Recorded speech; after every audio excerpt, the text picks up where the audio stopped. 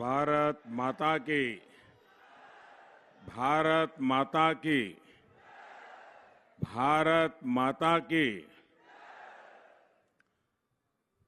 जोकुलो रायजोग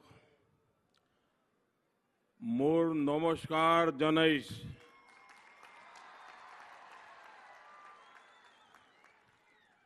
आपणालोक जोकोलुए भाले आशेन।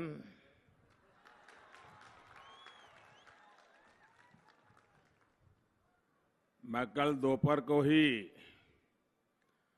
असम आ गया था। चौवा में रैली थी, फिर जोरहाट गया, वहां बहुत से लोगों से मिलना भी हो गया। और नॉर्थ ईस्ट की सुबह, उसका तो अपना ही एक आनंद होता है, एक अलग ही अनुभव होता है। और आज मैं अभी आपके सामने यहाँ बोकाखाट में आपके आशीर्वाद लेने पहुंचा हूं। इस दौरान असम के लोगों का जो स्नेह मिला, जो आशीर्वाद मिले, ये हमारे लिए बहुत बड़ी ऊर्जा है, बहुत बड़ी प्रेरणा है। ये अपने आप में अद्भुत अनुभूति है। यहां भी आप इतनी बड़ी संख्या में बीजेपी को, एनडीए को, हमारे सभी साथियों को आशीर्वाद देने के लिए आए हैं। और इसलिए भी मैं आपका हृदय से बहुत बहुत आभार व्यक्त करता हूं। अब ये तय हो गया है, असम में दूसरी बार बीजेपी सरकार।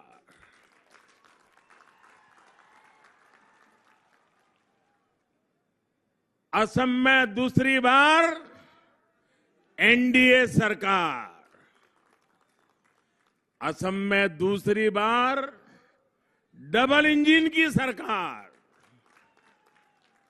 भाइयों और बहनों, बोकाखाट सहित ये पूरा क्षेत्र, ये अपने आप में शिव और शक्ति का केंद्र है। यहां माता अपने अलग अलग स्वरूपों में वास करती है। काको गोसानी थान, बूढ़ी माई थान, बाबा थान, ऐसे पावन स्थलों का वंदन करते हुए मैंने यहां माताओं बहनों से परिवर्तन का आग्रह किया था। माताओं बहनों ने कोई कसर नहीं छोड़ी और भाजपा के नेतृत्व में असम में एनडीए की सरकार सुनिश्चित की।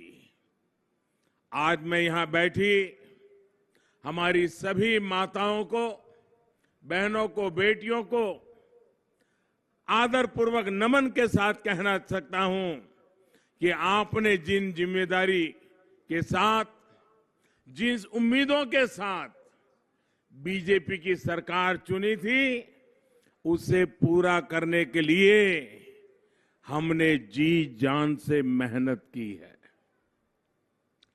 एनडीए की डबल इंजन की सरकार ने टॉयलेट हो, एलपीजी गैस हो, बिजली हो, मुफ्त इलाज हो, ऐसी अनेक सुविधाएं आप तक पहुंचाई है। अब हर घर जल पहुंचाने के लिए हम पूरी ईमानदारी से, पूरी ताकत से जुटे हैं। कोरोना लॉकडाउन के दौरान भी सरकार ने बहनों के जनधन खाते में सैकड़ों करोड़ रुपए सीधे भेजे, गैस सिलेंडर मुफ्त दिए ताकि आपको घर चलाने में असुविधा कम से कम हो। साथियों, कांग्रेस राज में असम के सामने सवाल था कि असम को लूटने से कैसे बचाएं। ये सवाल था कि नहीं था? असम को लूटने से कैसे बचाएं, ये कांग्रेस के समय हर असमिया के मुंह से निकलता था। एनडीए के सेवा काल में आज असम पूरे सामर्थ्य के साथ नई बुलंदियां छूने के लिए आगे बढ़ रहा है। कांग्रेस राज में सवाल था कि ब्रह्मपुत्र के दोनों किनारों के बीच आपस में कनेक्टिविटी कैसे बढ़े। एनडीए के सेवा काल में ब्रह्मपुत्र पर आधुनिक पुल बन रहे हैं, पुराने अधूरे पुलों को पूरा किया जा रहा है। कांग्रेस के राज में सवाल था कि दशकों से अशांत चल रहे असम में कभी शांति आएगी क्या, आएगी या नहीं आएगी। एनडीए के सेवा काल में आज असम में शांति स्थापित हुई है और स्थिरता भी आई है। कांग्रेस के राज में एक और सवाल था कि असम और देश की शान, यहां राइनो को कांग्रेस द्वारा पाले पोसे शिकारी गिरोहों से कैसे बचाया जाएगा। मुझे बताइए, राइनो को बचाना ये सवाल था कि नहीं था? हम सबकी चिंता का विषय था कि नहीं था? मैं जब जब इस क्षेत्र में आया, इस विषय की चर्चा हुई कि नहीं हुई? यहां भाजपा के एनडीए की सरकार ने राइनो के दुश्मन शिकारियों को जेल के पीछे पहुंचाया है। कांग्रेस जिन अवैध कब्जाधारियों को प्रोत्साहन देती थी, उनसे भी काजीरंगा को मुक्त कर दिया है। साथियों, हमारी सरकार जानवरों की सुरक्षा और सामान्य मानवीय की सुविधा दोनों को प्राथमिकता देते हुए काम कर रही है। और इसलिए गोहपुर से नुमालीगढ़ के लिए ब्रह्मपुत्र के ऊपर ब्रिज और बाईपास बनाकर कनेक्टिविटी देने का प्रयास चल रहा है। इससे अपर आसाम की गुवाहाटी के साथ 4 लेन कनेक्टिविटी सुनिश्चित हो सकेगी। भाई और बहनों, काजीरंगा सहित हमारे तमाम अभयारण्य, हमारे वन क्षेत्र हमारी धरोहर भी है, पर्यावरण के प्रति हमारी जिम्मेदारी भी है और रोजी रोटी का साधन भी है। मुझे खुशी है कि बीते 5 साल में असम में वन क्षेत्र में वृद्धि हुई है। जब असम ज्यादा हरा भरा होता है तो यहां टूरिज्म के लिए, रोजगार के लिए संभावनाएं बढ़ जाती है। हमारी सरकार की कोशिश है कि भारत दुनिया में प्राकृतिक, आध्यात्मिक, सांस्कृतिक और धरोहरों से जुड़े टूरिज्म से अग्रणी देशों में शामिल हो जाए। असम के पास ये सब कुछ मौजूद है। असम की भाषा, बोली, संस्कृति, खान पान, वेशभूषा, असम के मेले, त्योहार, ये सब हर हिंदुस्तानी का गर्व है। हर हिंदुस्तानी को अभिमान करना चाहिए, ऐसी विरासत आपके पास है। ऐसे में असम दर्शन के तहत 9,000 से ज्यादा सत्रों, नामघरों और आस्था से जुड़े दूसरे स्थानों में इंफ्रास्ट्रक्चर को बेहतर करने का काम भी मैं हृदय से यहां के राज्य सरकार को बधाई देता हूं।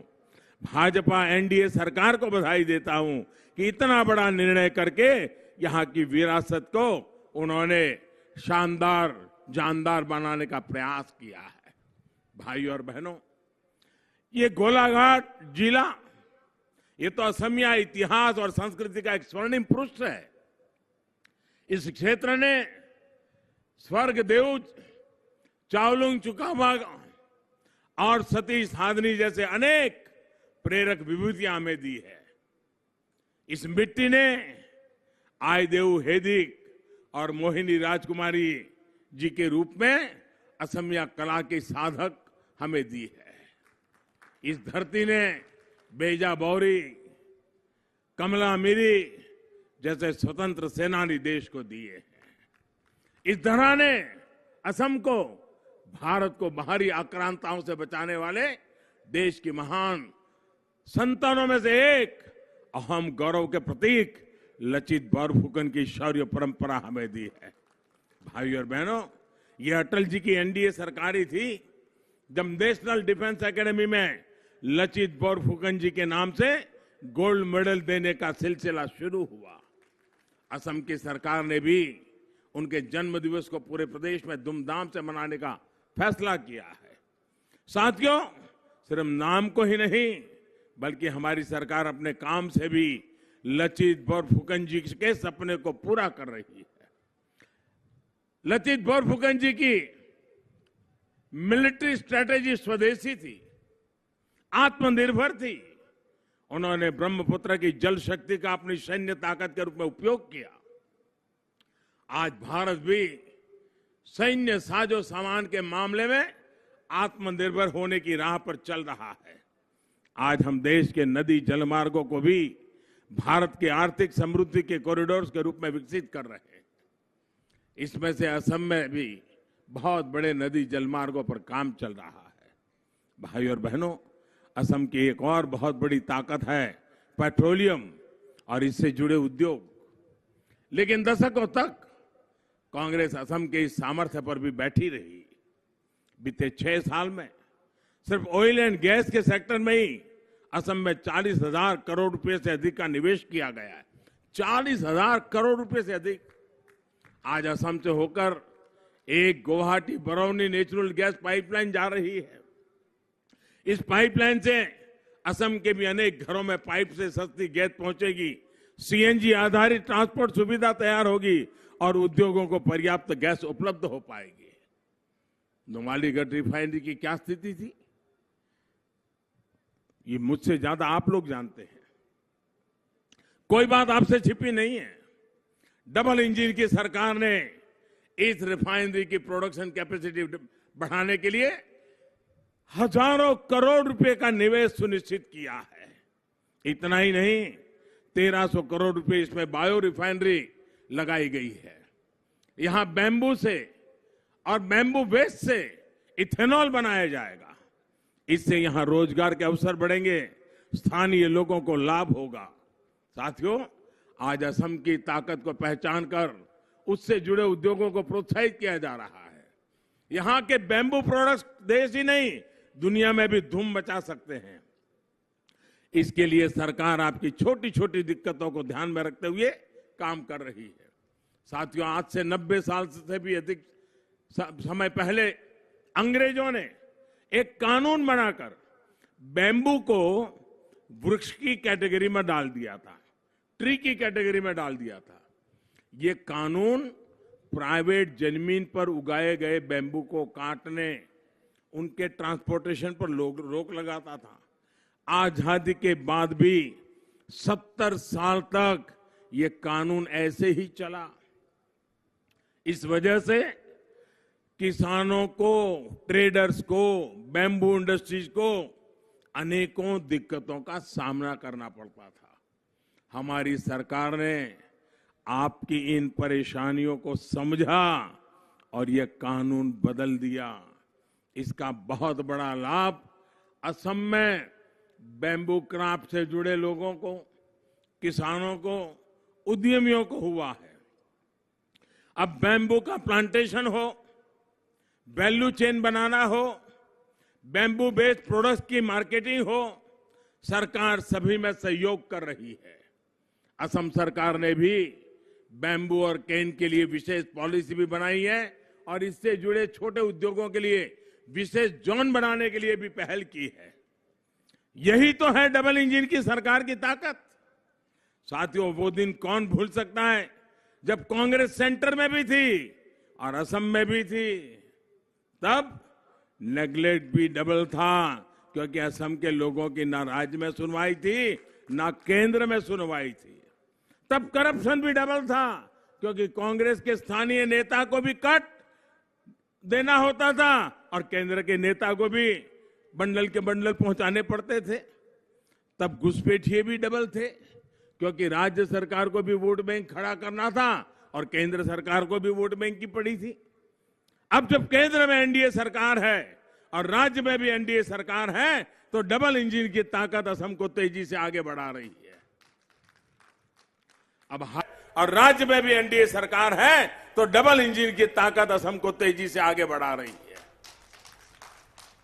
अब हाईवे बनाने पर डबल ताकत से काम हो रहा है, क्योंकि राज्य सरकार भी असम को देश से जोड़ रही है और केंद्र सरकार भी इस काम में पूरी ताकत लगा रही है। अब इंफ्रास्ट्रक्चर की स्पीड भी डबल है, क्योंकि राज्य सरकार भी विकास में जुटी है और केंद्र सरकार भी मदद कर रही है। अब हर सिर को छत और हर घर को जल जैसे काम भी डबल फोर्स से हो रहे हैं। केंद्र और राज्य की डबल इंजन की ताकत इसमें मिलकर के काम कर रही है। इसलिए असम के लोगों को कांग्रेस के लूट के इंजन को दूर ही रखना है। 50 साल से ज्यादा असम पर राज करने वाले लोग आजकल असम को 5 गारंटी दे रहे हैं। असम के लोग इनकी रग रग से वाकिफ हैं। इन लोगों को झूठे वायदे करने की, झूठे घोषणा पत्र बनाने की आदत पड़ गई है। गरीब को सिर्फ सपने दिखाओ, झूठ बोलो, उसे आपस में लड़ाओ और राज करो। यही कांग्रेस का हमेशा से सत्ता में रहने का फॉर्मूला रहा है। आपको याद रखना है, कांग्रेस मतलब झूठे घोषणा पत्र की गारंटी, कांग्रेस मतलब कंफ्यूजन की गारंटी, कांग्रेस मतलब अस्थिरता की गारंटी, कांग्रेस मतलब बम, बंदूक और ब्लॉकेड की गारंटी, कांग्रेस मतलब हिंसा और अलगाववाद की गारंटी, कांग्रेस मतलब भ्रष्टाचार की गारंटी, घोटालों की गारंटी, भाई भतीजेवाद की गारंटी। भाइयों और बहनों, भाजपा के नेतृत्व में एनडीए सरकार सबका साथ, सबका विकास, सबका विश्वास के मंत्र के साथ आगे बढ़ रही है।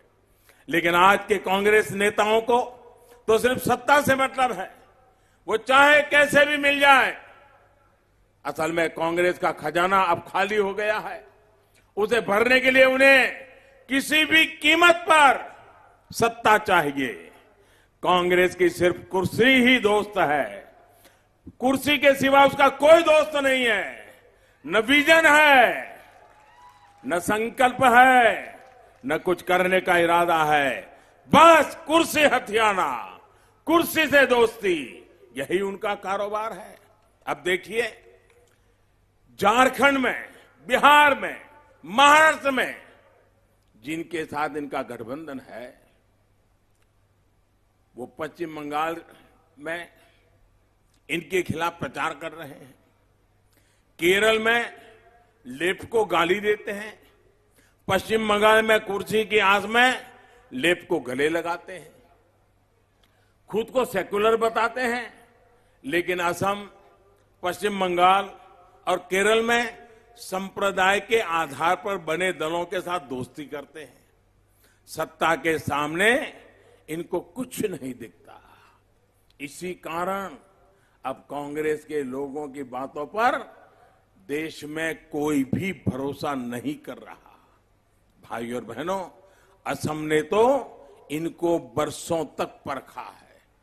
असम के मूल निवासियों के साथ कांग्रेस का क्या रवैया रहा है, वो आपसे बेहतर कौन जानता है। यहां के मूल निवासी कब से जमीन का अधिकार मांग रहे थे, लेकिन कांग्रेस की सरकार ने दिया ही नहीं। ये एनडीए की सरकार है जिसने 3.25 लाख से ज्यादा जमीन के पट्टे दे दिए हैं। बाकी भी बहुत जल्द लोगों को मिल रहे हैं। साथियों, कांग्रेस ने चाय बागान में काम करने वाले परिवारों को भी बरसों तक अभाव में रखा। बीते 5 सालों में भाजपा सरकार ने, एनडीए सरकार ने टी गार्डन में काम करने वाले साथियों की पढ़ाई, कमाई और दवाई से जुड़ी जरूरतों के लिए एक के बाद एक कदम उठाए हैं।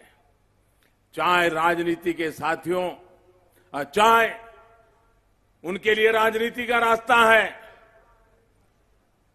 चाय पर राजनीति करने की उनकी आदत है, लेकिन ये न भूलें, चाय जनजाति के साथियों और इस जनजाति से निकली महान विभूतियों को मान सम्मान और स्वाभिमान का जीवन देने के लिए एनडीए प्रतिबद्ध है, भारतीय जनता पार्टी प्रतिबद्ध है और दिल्ली की सरकार हो, असम की सरकार हो, हमारे लिए प्रतिबद्धता का विषय है।